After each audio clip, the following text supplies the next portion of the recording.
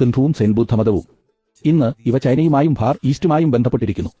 എന്നാൽ ഇത് ഒരു ഐതിഹാസിക ഇന്ത്യൻ സന്യാസിയിൽ നിന്ന് കണ്ടെത്താൻ കഴിയുമെന്ന് നിങ്ങൾക്കറിയാമോ? സെൻ ബുദ്ധമതത്തിന്റെ ആദ്യ പാത്രിയർക്കീസായ ബോധിധമ്മയും വികസനത്തിന് പിന്നിലെ പ്രാരംഭ ശക്തിയെയും പരിചയപ്പെടുക. ബമോ പാലവജ്രത്തിലേക്ക് നമുക്ക് പിന്നോട്ട് പോകാം. സിംഹവർമ്മൻ രാജാവിന് ബോധിധർമ്മൻ ജനിച്ചത് സാമ്രാജ്യത്ത് തലസ്ഥാനമായ കാഞ്ചീപുരത്താണ്. നന്നായി ഇഷ്ടപ്പെടുകയും ബഹുമാനിക്കപ്പെടുകയും ചെയ്ത ബോധിധർമ്മ 3 ആൺമക്കളിൽ ഇളയവനായിരുന്നു. എന്നിട്ടും പ്രായമുണ്ടായിരുന്നിട്ടും സിംഹാസനം ഏറ്റെടുക്കാൻ അദ്ദേഹത്തിന് ഇഷ്ടമായിരുന്നു. അവരുടെ പിതാവ് ബോധിധർമ്മയെയാണ് ഇഷ്ടപ്പെടുന്നതെന്ന് അറിഞ്ഞുകൊണ്ട് 2 ഉതിർന്ന രാജകുമാരന്മാർ ഇടപെടാൻ ശ്രമിച്ചു. അത് പരസ്യമായി തുടങ്ങി.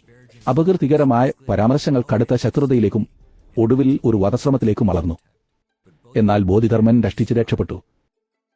അക്രമം, വിദ്വേഷം, വഞ്ചന ഇതെല്ലാം ബോധിധർമ്മനെ രാഷ്ട്രീയ ജീവിതത്തിൽ നിന്ന് നിരാശരാക്കി. തന്റെ രാജകീയ അവകാശവാദങ്ങൾ ഉപേക്ഷിക്കാനും ബുദ്ധമതത്തിലേക്ക് തിരിയാനും തന്റെ ഊർജ്ജം ആത്മീയ കാര്യങ്ങളിലേക്ക് തിരിച്ചുവിടാനും അദ്ദേഹം തീരുമാനിച്ചു. പുതിയ ലക്ഷ്യവുമായി ബോധിധർമ്മൻ യാത്ര തുടങ്ങി. അദ്ദേഹം വടക്കോട്ട് മഗധയിലേക്ക് യാത്ര ചെയ്തു. അവിടെ പ്രശസ്ത ബുദ്ധമത ആചാര്യനായ പ്രജ്ഞാധാരയിൽ നിന്ന് ധർമ്മത്തിൽ പരിശീലനം നേടി. രസകരമായ വസ്തുത, പ്രജ്ഞാധാര ഒരു സ്ത്രീയാണെന്ന് പല പണ്ഡിതന്മാരും വിശ്വസിക്കുന്നു. ഈ അവകാശവാദത്തിനും അക്കാലത്തെ പ്രമുഖ വനിതാ അധ്യാപകരുടെ നിലനിൽപ്പിനും കാര്യമായ തെളിവുകളുണ്ട്. ബോധിധർമ്മൻ തന്റെ ബഹുമാനായ ഗുരുവിൽ നിന്ന് ധാരാളം കാര്യങ്ങൾ പഠിച്ചു. എന്നാൽ പ്രജ്ഞാധാരയുടെ മരണത്തിന് തൊട്ടുമുമ്പ് അവൾ ഒരു നിർദ്ദേശം നൽകി. മതം മാറ്റാൻ ചൈനയിലേക്ക് പോകണം. അത് ചെയ്. എന്നിരുന്നാലും കുന്നിക അക്രമം ഭൂഗർഭപ്പാറയെ അസ്ഥിരമാക്കിയതിനാൽ ബോധിധർമ്മ സമുദ്രമാർഗം സ്വീകരിക്കാൻ പ്രോത്സാഹിപ്പിച്ചു.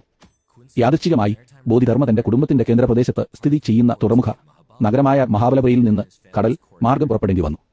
തൊട്ട് മുൻ നാട്ടുജീവിതത്തിന്റെ കുഴപ്പങ്ങൾക്കിടയിലും ബോധിധർമ്മ ജാഗ്രതയോടെ ശുഭാപ്തി വിശ്വാസത്തോടെ വീട്ടിലേക്ക് മടങ്ങി. നോക്കൂ, അത് ബോധിധർമ്മയുടെ ദയുള്ള മരുമകനായിരുന്നു. പാലാത്രത്തിൽ ഇരുന്ന അവന്റെ ക്രൂരനും തന്ത്രശാലിയുമായ സഹോദരന്മാരിൽ ഒരാളല്ല.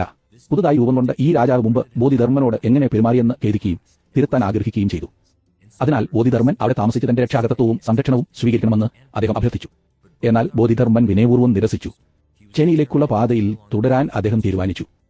അങ്ങനെ പറഞ്ഞാൽ രാജാവ് ഇപ്പോഴും സഹായം നൽകാൻ ആഗ്രഹിച്ചു. അതിനാൽ അദ്ദേഹം ചൈനയിലെ ലീസാൽ ചക്രവർത്തിക്ക് സന്ദേശം അയച്ചു. ബോധിധർമ്മയെ തന്റെ രാജ്യത്തേക്ക് ബഹുമാനപ്പെട്ട അതിഥിയായി സ്വാഗതം ചെയ്യണമെന്ന് അഭ്യർത്ഥിച്ചു. ബോധിധർമ്മ ചൈനയിലേക്കുള്ള യാത്രയിൽ വിചിത്രമായ എന്തെങ്കിലും ചെയ്യുന്നില്ല എന്നത് ശ്രദ്ധിക്കേണ്ടതാണ്. വിദേശത്ത് കാര്യമായ രാഷ്ട്രീയ, സാംസ്കാരിക, മത സ്വാധീനങ്ങളുള്ള നല്ല ബന്ധമുള്ള ഒരു വാണിജ്യ രാജ്യമായിരുന്നു പല്ലവർ. പടിഞ്ഞാറ് മെഡിറ്ററേനിയൻ വരെയും കിഴക്ക് ഫിജി, ജപ്പാൻ വരെയും അവർ ചരക്ക് വ്യാപാരം നടത്തി. പൊതുവെ ഇന്ത്യൻ കൂലിപ്പടയാളികൾ, നയതന്ത്രജ്ഞർ, വ്യാപാരികൾ, സന്യാസിമാർ എന്നിവർ വ്യാപകമായി യാത്ര ചെയ്തു. വിപരീതവും സത്യമായിരുന്നു. തീരദേശ ഇന്ത്യയിലുടനീളം കാര്യമായ വിദേശ സാന്നിധ്യമുണ്ടായിരുന്നു. ഉദാഹരണത്തിന് തമിഴ് തുറമുഖ നഗരമായ നാഗപട്ടണത്തിൽ പുരാവസ്തു ഗവേഷകർ ഈ പ്രദേശത്തെ ചൈനീസ് സമൂഹത്തിനായി നിർമ്മിച്ച ഒരു ബുദ്ധ പഗോഡയുടെ അവശിഷ്ടങ്ങൾ കണ്ടെത്തി. എന്നാൽ നമുക്ക് നമ്മുടെ സുഹൃത്തിന്റെ യാത്രയിൽ വീണ്ടും ചേരാം, അല്ലേ? 472 ബോധിധർമ്മ മഹാബൽപൂർ തുറമുഖത്ത് നിന്ന് പുറപ്പെട്ടു. ബോധിധർമ്മ സമുദ്ര തെക്ക് കിഴക്കൻ ഏഷ്യയിൽ നിരവധി സ്റ്റോപ്പുകൾ നടത്തി. ഈ സ്റ്റോപ്പുകളിൽ ഏറ്റവും പ്രധാനപ്പെട്ടത് സുമാത്രയിലെ കണ്ടോളി രാജ്യമായിരുന്നു. അവിടെ അദ്ദേഹം 2 വർഷം വരെ താമസിച്ചിട്ടുണ്ടെന്ന് വിശ്വസിക്കപ്പെടുന്നു. ഈ പ്രദേശത്ത് ബോധിധർമ്മ ഊർജ്ജസ്വലമായ സർവകലാശാലയുടെ ഭാഗമാകുകയും ചൈനീസ് ഭാഷയെക്കുറിച്ച് തീവ്രമായ പഠനം ആരംഭിക്കുകയും ചെയ്യുമായിരുന്നു. ഒടുവിൽ ഏകദേശം 475 ബോധിധർമ്മൻ തെക്കൻ ചൈനയിലേക്ക് പോവുകയും തിരക്കേറിയ ഗ്വാൽഷോ തുറമുഖത്ത് എത്തിച്ചേരുകയും ചെയ്തു. ഇന്നും തുറമുഖത്തെ ഒരു പുരാതന കല്ല് അദ്ദേഹത്തിന്റെ വരവിനെ അടയാളപ്പെടുത്തുന്നു. പടിഞ്ഞാറ് നിന്നുള്ള സന്ദർശകന്റെ ലാൻഡിന് സ്ഥലം ലിഖിതം വഹിക്കുന്നു. ചൈനയിൽ ബോധിധർമ്മയുടെ പ്രവർത്തനം ഒടുവിൽ ആരംഭിക്കാം.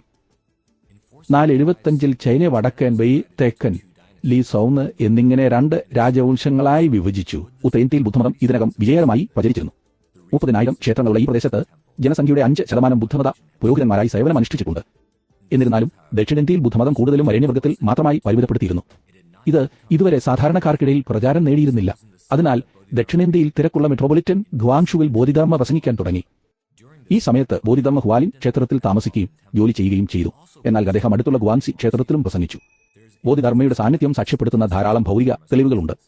ഉദാഹരണത്തിന് ഹുവാലിൻ ക്ഷേത്രത്തിൽ താമസിക്കുമ്പോൾ 5 കിണറുകൾ നിർമ്മിക്കാൻ അദ്ദേഹം ഉത്തരവിട്ടു. ഓരോന്നിലും ലിഖിതങ്ങൾ എഴുതിയിട്ടുണ്ട്. അവ ഇന്നും സംരക്ഷിക്കപ്പെട്ടിരിക്കുന്നു. കൂടാതെ ക്ഷേത്ര വളപ്പിലെ 3 കവാടങ്ങളിൽ പടിഞ്ഞാറ് നിന്നുള്ള സന്ദർശകൻ എന്ന ലിഖിതമുണ്ട്.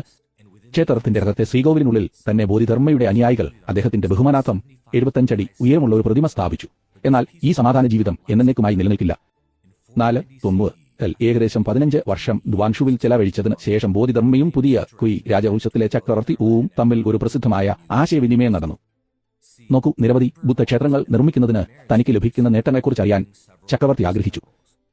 മറുപടിയായി ബോധിധർമ്മൻ സെൻ പോലെയുള്ള ശൂന്യതയുടെ സിദ്ധാന്തം വിശദീകരിച്ചു. ക്ഷേത്രങ്ങൾ പണിയുന്നതിന് തനിക്ക് ഒരു ഗുണവും ലഭിക്കില്ലെന്ന് ചക്രവർത്തിയോട് പറഞ്ഞു. രോഷാകുലനായ ചക്രവർത്തി ബോധിധർമ്മനോട് ഉടൻ തന്നെ തന്റെ ദൃഷ്ടി ഉപേക്ഷിക്കാൻ ഉത്തരവിട്ടു. ബോധിധർമ്മൻ വിട്ടിയായിരുന്നില്ല. ഒരു രാജകുമാരൻ എന്ന നിലയിൽ അദ്ദേഹത്തിന്റെ ജീവിതം രാഷ്ട്രീയത്തിന്റെ യഥാർത്ഥ അപകടങ്ങളെക്കുറിച്ച് അദ്ദേഹത്തെ പഠിപ്പിച്ചു. മേഖലയിൽ തുടർന്നാൽ പ്രശ്നങ്ങൾ നേരിടേണ്ടി വരുമെന്ന് അറിയാമായിരുന്നു. അങ്ങനെ ബോധിധർമ്മ ഒരു ഞാങ്ങണ വള്ളത്തിൽ യാൻസി നദി കടന്ന് വടക്കൻ ബെയ്യുടെ താൽസ്ഥാനമായ പിൻചെങ്ങിലേക്ക് പോയി. തന്റെ ആദ്യ വർഷങ്ങളിൽ വടക്കോട്ട് ബോധിധർമ്മൻ അല്പം ചുറ്റിക്കാങ്ങി. 94 ചക്രവർത്തി കാവ് വെൻതാസ്ഥാനം ലുവയാങ്ങിലേക്ക് മാറ്റിയപ്പോൾ ബോധിധർമ്മ മറ്റു പ്രമുഖ സന്യാസിമാരോടൊപ്പം അവിടേക്ക് മാറി. 2 വർഷത്തിന് ശേഷം ഐതിഹാസികമായ ഷാവോലിൻ ആശ്രമം നിർമ്മിക്കാൻ ചക്രവർത്തി ഉത്തരവിട്ടപ്പോൾ ബോധിധർമ്മയും അവിടേക്ക് മാറി. രസകരമായ വസ്തുത ചരിത്രകാരന്മാർ മിക്കവാറും ഷാവോലിൻ ആശ്രമത്തെ ബോധിധർമ്മയുടെ പാരമ്പര്യവുമായി ബന്ധപ്പെടുത്തുന്നു. ഈ ക്ഷേത്രം യഥാർത്ഥത്തിൽ നിർമ്മിച്ചത് മറ്റൊരു ഇന്ത്യൻ ആത്മീയ ആചാര്യനായ ഭട്ട എന്ന സന്യാസിക്ക് വേണ്ടിയാണ്. ഷാവോലിൻ ആശ്രമത്തിലെ ബോധിധർമ്മയുടെ സമയം വിവാദമായിരുന്നു, കാരണം അദ്ദേഹം അനാചാരമായ രീതികൾ പ്രസംഗിച്ചു. ഉദാഹരണത്തിന് മതിൽ നിരീക്ഷണം എന്നറിയപ്പെടുന്ന അദ്ദേഹത്തിന്റെ സെൻപോയുള്ള സാങ്കേതികത പരിഗണിക്കുക. ബോധിധർമ്മൻ സോംഷാൻ ഗുഹയിൽ 9 വർഷം വരെ ധ്യാനത്തിൽ ചെലവഴിച്ചതായി പറയപ്പെടുന്നു. പ്രധാനമായും വേദഗ്രന്ഥങ്ങളെ അടിസ്ഥാനമാക്കിയുള്ള ചൈനയിലെ ബുദ്ധമത ചിന്തയുടെ അട്ടിമറിയായാണ് ഈ സമീപനം കണ്ടത്. ധ്യാനാത്മകമായ ഇന്ത്യൻ ബുദ്ധമതം ഇതുവരെ പിടികിട്ടിയില്ല. ബോധിധർമ്മയുടെ ധ്യാന കേന്ദ്രീകൃത സമീപനം പ്രശംസയും ശത്രുതയും ആകർഷിച്ചു. 2 പ്രമുഖ ചൈനീസ് ശിഷ്യന്മാരായ ഹുയ് കുവോയും ഡാവോ യുവും ഉൾപ്പെടെ നിരവധി സഖ്യകക്ഷികളെ അദ്ദേഹം നേടി. എന്നാൽ അയാൾക്ക് ധാരാളം ശത്രുക്കളെയും ലഭിച്ചു. ബോധിധർമ്മയുടെ പഠിപ്പിക്കലുകൾ സാധാരണ ജനങ്ങൾക്ക് അപ്രാപ്യമായി കാണപ്പെട്ട് പരമ്പരാഗത ചൈനീസ് ബുദ്ധമതക്കാർ അത് മതത്തിന്റെ വ്യാപനത്തെ മന്ദഗതിയിലാക്കുമെന്ന് ആശങ്കാകുലരായിരുന്നു. ബോധിധർമ്മയെ നിർത്തണമെന്ന് രാഷ്ട്രീയമായി വേരോടിയ സന്യാസിമാർ തീരുമാനിച്ചു. ട്രാൻസ്മിഷൻ ഓഫ് ദ ലാംബ് എന്ന ഗ്രന്ഥത്തിന്റെ രചയിതാവ് നിർദ്ദേശിച്ച ഒരു വിവരണമനുസരിച്ച് 5:28 അസുലാലിക്കളായ ഒരു എതിരാളി ബോധിധർമ്മയെ മാരകമായി വിഷം കഴിച്ചു. എഴുത്തുകാരനായ ദാവോ സുവാൻ മുന്നോട്ട് വെച്ച മറ്റൊരു വിവരണം ബോധിധർമ്മനോ നദിയുടെ തീരത്ത് മരിച്ചുവെന്ന് അവകാശപ്പെടുന്നു. അത് വധശിക്ഷയ്ക്ക് ഒരു ജനപ്രിയ സ്ഥലമായിരുന്നു. ബോധിധർമ്മയുടെ പഠിപ്പിക്കലുകളോടുള്ള ശത്രുതയെക്കുറിച്ച് ദാവോ ചുവാൻ വിശദമായി സംസാരിക്കുന്നു. അതിനാൽ വൈകിയ കലാപകാലത്ത് ബോധിധർമ്മ തന്റെ വിശ്വാസങ്ങൾക്കായി വധിക്കപ്പെട്ടുവെന്ന് സിദ്ധാന്തമുണ്ട്. എന്നാൽ മറ്റൊരു രസകരമായ ആഖ്യാനം ഇത്തവണ ഒരു അമാനുഷിക നാടോടിക്കഥ ബോധിധർമ്മയുടെ മരണത്തെ ചുറ്റിപ്പറ്റിയാണ്. മധ്യകാല രചനകൾ അനുസരിച്ച് ഒരു ചൈനീസ് ഉദ്യോഗസ്ഥൻ മധ്യേഷ്യയിൽ വിദേശ യാത്രയ്ക്കിടെ ബോധിധർമ്മയുമായി കൂട്ടിയിടിച്ചു. ബോധിധർമ്മ തന്റെ പ്രിയപ്പെട്ട ആയുധം ഒരു ദക്ഷിണേന്ത്യൻ നീണ്ട വടി അഗ്രത്തിൽ ഒരു ചെരുപ്പ് തൂങ്ങിക്കിടക്കുകയായിരുന്നു. ഉദ്യോഗസ്ഥനുമായുള്ള സംഭാഷണത്തിൽ താൻ തന്റെ പ്രിയപ്പെട്ട മാതൃരാജ്യമായ ഇന്ത്യയിലേക്ക് മടങ്ങുകയാണെന്ന് ബോധിധർമ്മ വിശദീകരിച്ചു.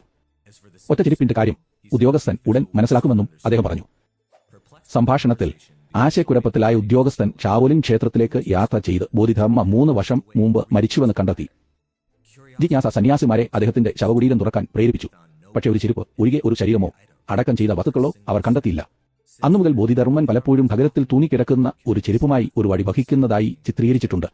ഷാവോലിൻ സ്ഥാപകൻ ബോധിധർമ്മയാണ് എന്നതാണ് ചൈനയിലെയും ഇന്ത്യൻ സമൂഹത്തിലെയും നിലവിലുള്ള കാഴ്ചപ്പാട്.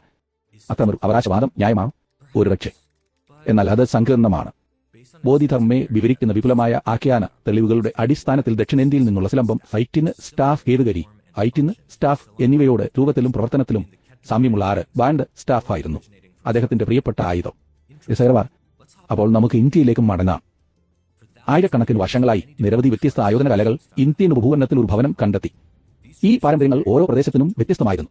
ഗുപ്ത സാമ്രാജ്യത്തിന്റെ സൈനിക വിവരണങ്ങൾ വൈദഗ്ധ്യം ആശിക്കുന്ന 130-ലധികം വ്യത്യസ്ത ആയുധങ്ങൾ തിരിച്ചറിയുന്നു. ലോട്ടസ് സൂത്രയിൽ ഒരു ബോസിന്റെ കലയെക്കുറിച്ച് പരാമർശമുണ്ട്. ആ സൂത്രയിൽ പോലും പുരുഷന്മാർ മാത്രമല്ല സ്ത്രീകൾ വാൾക്കൊന്തം, ക്വാർട്ടർ, സ്റ്റഫ് വില്ലും അമ്പും എന്നിവ ഉപയോഗിച്ച് പരിശീലിക്കണമെന്നും നിർദ്ദേശിക്കുന്ന ആയോധന പരാമർശങ്ങൾ അടങ്ങിയിരിക്കുന്നു. ഇന്ത്യയിൽ ആയോധന പരിശീലനം ക്ഷത്രിയ വിഭാഗത്തിന് മാത്രമാണെന്ന് ആളുകൾ പലപ്പോഴും അനുമാനിക്കുന്നു.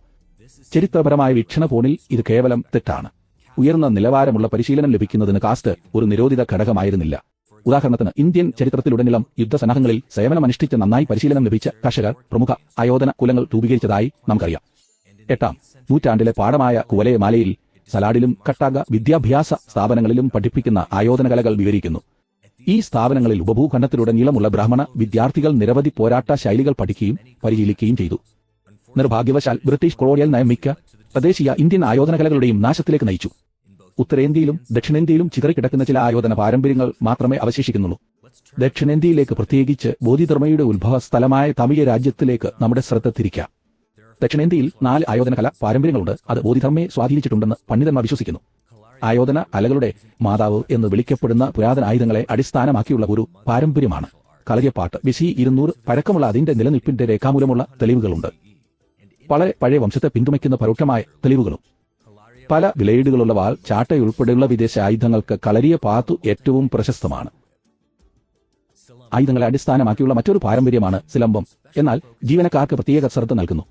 2-ാം നൂറ്റാണ്ട് മുതലുള്ള രമോത്സംഗം സാഹിത്യം വിദേശ വ്യാപാരികൾക്ക് സിലംബം തണ്ടുകൾ, വാളുകൾ, കവചങ്ങൾ എന്നിവയുടെ വിൽപ്പനയെക്കുറിച്ച് പരാമർശിക്കുന്നു.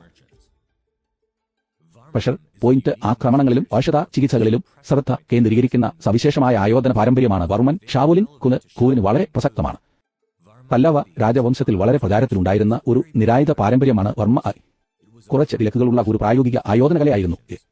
അത് പിണക്കം എതിരാളികളെ നിരായുധരാക്കൽ, ചവിട്ടൽ, മുട്ടുകുത്തൽ, കൈമുട്ട്, തലയിൽ അടിക്കൽ എന്നിവ പ്രോത്സാഹിപ്പിച്ചു. പല്ലവ രാജവംശത്തിലെ രാജകുമാരൻ എന്ന നിലയിൽ ബോധിധർമ്മൻ വിപുലമായ ആയോധന പരിശീലനത്തിന് വിധേയനാകുകയും വിവിധ ദക്ഷിണേന്ത്യൻ ആയോധനകലകളിൽ പ്രാവീണ്യം നേടുകയും ചെയ്യുമായിരുന്നു. എന്നാൽ ബോധിധർമ്മൻ ഈ അറിവുകളൊന്നും ഷാവോലിൻ ക്ഷേത്രത്തിലെ സന്യാസിമാർക്ക് കൈമാറിയിട്ടുണ്ടോ? ഒരു പരിധിവരെയെങ്കിലും അദ്ദേഹം അത് ചെയ്തുവെന്ന് പല പണ്ഡിതന്മാരും വിശ്വസിക്കുന്നതായി തോന്നുന്നു. ഷാവോലിൻ ക്ഷേത്രത്തിൽ താമസിച്ചിരുന്ന സമയത്ത് ബോധിധർമ്മ സന്യാസിമാരെ വിവിധ ദക്ഷിണേന്ത്യൻ പാരമ്പര്യങ്ങൾ, ശ്വസന വ്യായാമങ്ങൾ, നീട്ടൽ ആക്രമണങ്ങൾ, പ്രതിരോധം, ഔഷധ ചികിത്സകൾ എന്നിവയുമായി ബന്ധപ്പെട്ട നിരവധി ആയോധന രീതികൾ പഠിപ്പിച്ചതായി വിശ്വസിക്കപ്പെടുന്നു. ചൈനീസ് സന്യാസിമാരെ ഇന്ത്യൻ ആയോധനകല പഠിപ്പിക്കാനുള്ള ബോധിധർമ്മയുടെ തീരുമാനം അവരുടെ രക്തചംക്രമണം മെച്ചപ്പെടുത്തേണ്ടതിന്റെ ആവശ്യകതയിൽ നിന്നായിരിക്കാം. എല്ലാത്തിനുമുപരി അദ്ദേഹത്തിന്റെ ധ്യാന നവീകരണങ്ങൾ ദീർഘനേരം നിശ്ചലതയെ പ്രോത്സാഹിപ്പിച്ചു. സന്യാസിമാർക്ക് സ്ഥിരം തലവേദനയായ കൈനെ കൊള്ളക്കാർക്കും മറ്റ് കുറ്റവാളികൾക്കും എതിരെ ആയോധന പരിശീലനം ഉപയോഗപ്രദമാകുമായിരുന്നു. ബോധിധർമ്മ തന്റെ ആയോധന പഠിപ്പിക്കലുകൾ ഈജിൻ ജിന്ദ് എന്ന ഒരു മാനുവലിൽ എഴുതി. ഈ ഗ്രന്ഥങ്ങൾ ഷാവോലിൻ ഭൂഹായി പരിണമിച്ചതായി പറയപ്പെടുന്നു. ആകർഷകമാണ്, അല്ലേ? എന്നാൽ ബോധിധർമ്മ ഒരു പ്രധാന സംഭാവകനാണെങ്കിലും ഷാവോലിൻ ഭുവിന്റെ ഏക സൃഷ്ടാവ് ആയിരുന്നില്ല എന്നത് ഓർത്തിരിക്കേണ്ടത് പ്രധാനമാണ്. കൂടുതൽ കൃത്യമായി പറഞ്ഞാൽ ഷാവോലിൻ ആയോധനകലയുടെ പാരമ്പര്യത്തിലേക്ക് വികസിച്ച നിരവധി സ്വാധീനങ്ങളിൽ ഒരാളായിരുന്നു അദ്ദേഹം. ഒരു കാര്യം വ്യക്തമാക്കാം. സെൻ ബുദ്ധമതത്തിന്റെ സ്ഥാപകൻ ബോധിധർമ്മയല്ല. സെൻ ബുദ്ധമതത്തിന്റെ ധ്യാന രീതികൾ ചാൻ എന്നറിയപ്പെടുന്നു. വർഷങ്ങൾക്ക് മുമ്പ് തന്നെ ഇന്ത്യയിൽ ട്രാക്ഷൻ നേടിയിരുന്നു. പറഞ്ഞു വരുന്നത് ബോധിധർമ്മ സെൻസിനോട് തന്റേതായ സവിശേഷമായ സമീപനം വികസിപ്പിക്കുകയും പ്രചരിപ്പിക്കുകയും ചെയ്തു. സെൻസിന്റെ ഈ രൂപമാണ് ബോധിധർമ്മൻ ചൈനയിലേക്ക് കൊണ്ടുവന്നത്. അപ്പോൾ ബോധിധർമ്മൻ കൃത്യമായി എന്താണ് ചെയ്തത്? വിദൂര കിഴക്കൻ പ്രദേശങ്ങളിൽ അദ്ദേഹം ചൈനയിൽ സെൻ സമ്പ്രദായം അവതരിപ്പിക്കുകയും ജനപ്രിയമാക്കുകയും ചെയ്തുവെന്ന് പറയുന്നത് ന്യായമാണ്. വാസ്തവത്തിൽ ബോധിധർമ്മയുടെ മരണത്തിന് ശേഷമുള്ള ദശാബ്ദങ്ങളിൽ അദ്ദേഹം വളരെ വിജയിച്ചു. സെൻ ബുദ്ധമതം ചൈനീസ് ബുദ്ധമതത്തിന്റെ മുഖ്യ കാരാരൂപമായി മാറി. ദാമോസങ് അല്ലെങ്കിൽ ബോധിധർമ്മ വിദ്യാലയം എന്ന പേരിലും ഇത് അറിയപ്പെട്ടു. സെൻ ബുദ്ധമതത്തിന്റെ യഥാർത്ഥ സൃഷ്ടാവ് അദ്ദേഹമല്ലെങ്കിലും അദ്ദേഹം അതിന്റെ ഏറ്റവും പ്രധാനപ്പെട്ട വ്യക്തിയാണ്. ബോധിധർമ്മയുടെ പഠിപ്പിക്കലുകൾ ചൈനയിൽ ഒറ്റപ്പെട്ടില്ല. ഒടുവിൽ അദ്ദേഹത്തിന്റെ ബുദ്ധമതം കൊറിയയിലേക്കും പിന്നീട് ജപ്പാനിലേക്കും സഞ്ചരിച്ചു. അവിടെ അത് അവരുടെ സംസ്കാരങ്ങളിൽ കാര്യമായ സ്വാധീനം ചെലുത്തി. ബോധിധർമ്മയുടെ സ്വാധീനം വളരെ പ്രാധാന്യമർഹിക്കുന്നതായിരുന്നു. വാസ്തവത്തിൽ ജാപ്പനീസ് അദ്ദേഹത്തെ അവരുടെ രാജ്യവുമായി കൂടുതൽ അടുത്ത് ബന്ധിപ്പിക്കുന്നതിന് പുതിയ വിവരണങ്ങൾ വികസിപ്പിച്ചെടുത്തു. ഉദാഹരണത്തിന് ചൈനീസ് ഇതിഹാസങ്ങൾ സി 528 വിഷബാധയേറ്റ് മരിച്ചതായി കണ്ടെത്തുമ്പോൾ ജാപ്പനീസ് ഇതിഹാസങ്ങൾ ഓജി പ്രിഫെക്ചറിൽ സ്ഥിതി ചെയ്യുന്ന കറ്റോവ പർവ്വതത്തിന്റെ ചുവട്ടിൽ താമസിച്ചിരുന്ന ഒരു ജ്ഞാനിയായ ഭിക്ഷക്കാരനായി നാരിൽ പിന്നീട് പുനർജന്മം പ്രാപിച്ചുവെന്ന് അവകാശപ്പെടുന്നു. വാസ്തവത്തിൽ ബോധിധർമ്മയ്ക്ക് സമർപ്പിച്ചിരിക്കുന്ന ജപ്പാനിലെ 8 ക്ഷേത്രങ്ങളിൽ ഏറ്റവും പ്രധാനപ്പെട്ടത് ഓരി പ്രിഫെക്ചറിലാണ്. കിഴക്കൻ ഏഷ്യയിലെ ആയോധന കലകൾക്ക് ബോധിധർമ്മ നൽകിയ സംഭാവനകൾ കാരണം അദ്ദേഹത്തെ സമുറായികൾ ബഹുമാനിക്കുകയും ഇഷ്ടപ്പെടുകയും ചെയ്തു. അതിനാൽ ഓജി പ്രിഫെക്ചറിലെ അദ്ദേഹത്തിന്റെ സമർപ്പിത ക്ഷേത്രത്തിലെ പൂന്തോട്ടങ്ങൾ നിങ്ങൾ സന്ദർശിക്കുകയാണെങ്കിൽ നിരവധി പ്രധാന സമുറായികളുടെ ശവക്കുഴികൾ നിങ്ങൾ കണ്ടെത്തും. ജപ്പാനിൽ ബോധിധർമ്മയുടെ സാംസ്കാരിക പങ്ക് കാലക്രമേണ വിപുലീകരിക്കുകയും മാറുകയും ചെയ്തു. അദ്ദേഹം ധർമ്മൻ എന്നറിയപ്പെടുന്നു. കൂടാതെ ജനിക്കുന്ന ദേവനായും കുട്ടികളുടെ സംരക്ഷകനായും ഭാഗ്യം കൊണ്ടുവരുന്നവനായും ജനപ്രീതി ആസ്വദിച്ച് പ്രത്യേകിച്ച് കാലഘട്ടത്തിലെ കടുത്ത വസൂരി പകർച്ചവ്യാധിയുടെ സമയത്ത് ഈ സമയത്താണ് ധർമ്മ ബൊമ്മകൾ കുട്ടികൾക്ക് ഐശ്വര്യ സമ്മാനമായി മാറിയത്. സകലമായ വസ്തു സോൻഷാൻ ഗുഹയിൽ ബോധിധർമ്മയുടെ 9 വർഷത്തെ ധ്യാനത്തിന്റെ ഐതിഹ്യത്തെ അടിസ്ഥാനമാക്കിയാണ് ധർമ്മ പാവകളുടെ ദൃശ്യാവിഷ്കാരം. ഐതിഹ്യത്തിൽ ഉപയോഗക്കുറവ് കാരണം ആരുടെ കൈകളും കാലുകളും വീണു. എന്നിട്ട് ഉറങ്ങാതിരിക്കാൻ കൺപോളകൾ വെട്ടിമാറ്റി. കാലഘട്ടത്തിൽ 5ാം തനി വസൂരി എന്നിവയുമായുള്ള ചോപ്പിന്റെ ബന്ധത്തിൽ നിന്നാണ് യഥാർത്ഥ പാവയുടെ ചുവന്ന നിറം വരുന്നത്. ഇന്നും ജാപ്പനീസ് തിരഞ്ഞെടുപ്പ് ഉൾപ്പെടെയുള്ള പ്രധാന ഉത്സവങ്ങളിലും പരിപാടികളിലും ധർമ്മ പാവകൾ സമ്മാനമായി നൽകുന്നു. ഒരു ആഗ്രഹം ഉണ്ടാക്കുന്ന ആചാരത്തിന്റെ ഭാഗമായി സ്വീകർത്താവ് വരയ്ക്കാൻ ഉദ്ദേശിക്കുന്നതാണ് കണ്ണുകൾ. അതുകൊണ്ട് അവിടെയുണ്ട്. ബോധിധർമ്മയെക്കുറിച്ചുള്ള ചില ധീരമായ അവകാശവാദങ്ങൾ അതിശയോക്തി കലർന്നതാണെങ്കിൽ പോലും ബോധിധർമ്മ യഥാർത്ഥത്തിൽ ജീവനേക്കാൾ വലുതായിരുന്നു. ഇപ്പോൾ നിങ്ങൾക്കറിയാം